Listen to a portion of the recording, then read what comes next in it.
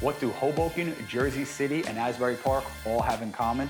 They're all full of I should have bought when stories. Hell, my own father still kicks himself for not buying Asbury Park when I was a kid.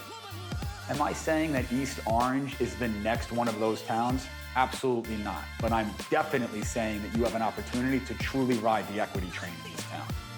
With the development floodgates wide open in East Orange, the crossings at Brick Church Station are truly set to change the residential real estate landscape in East Orange. And you have the opportunity to get in on the ground floor at 100 Glenwood Avenue.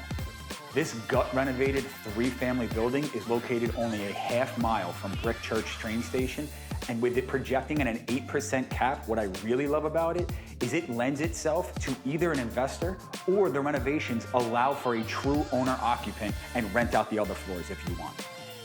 Don't just take my word for it, drop a comment or shoot me a DM, and let's make sure that you don't have your own I should have bought when story.